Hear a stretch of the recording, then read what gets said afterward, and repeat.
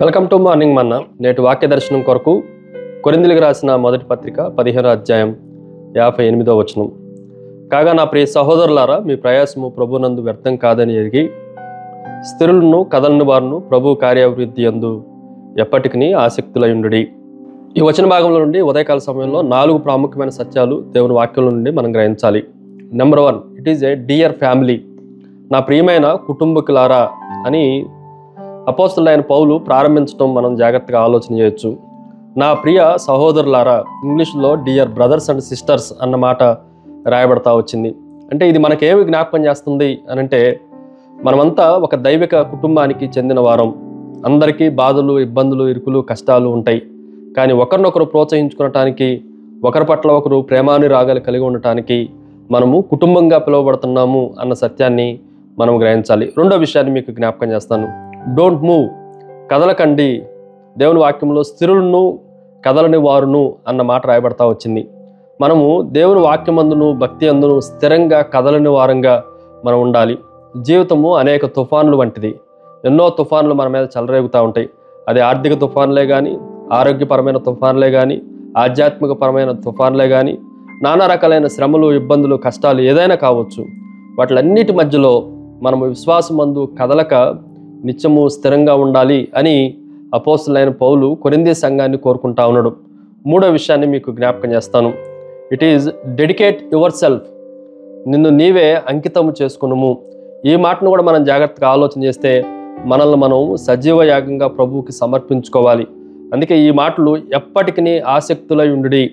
నువ్వు ఎప్పుడు ఎల్లప్పుడూ దేవుని పట్ల విధేయత కలిగి దేవునికి నిన్ను నువ్వు సమర్పించుకోవాలి అన్న సత్యాన్ని ఈ వచనం మనకి జ్ఞాపకం చేస్తూ ఉంది.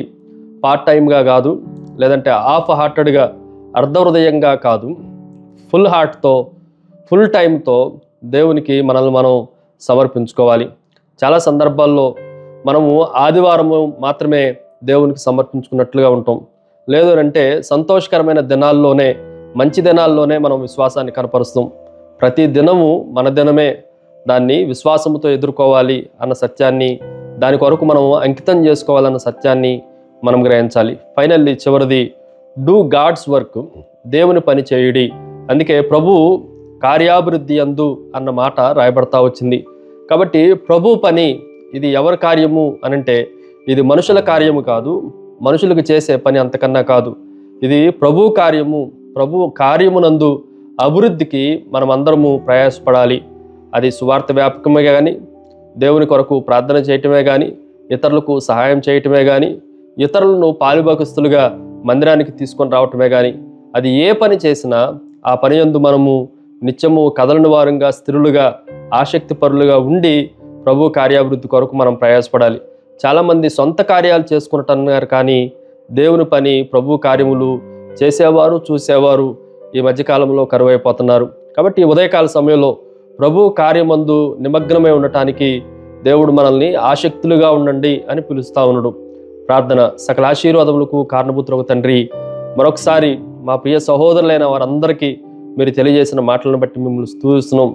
దేవుని పిల్లలంగా ఒకరినొకరు హెచ్చరించుకుంటూ నీ పని యందు, నీ పని కార్యాభివృద్ధి యందు మేము ఆసక్తిగా ఉండటానికి, విరివిగా పనిచేయటానికి సామర్థ్యాన్ని మీరే కలగజేయమని యేసుక్రీస్తు శక్తి కలిగిన నామమున అడిగి వేడుకొంచున్నాం తండ్రి.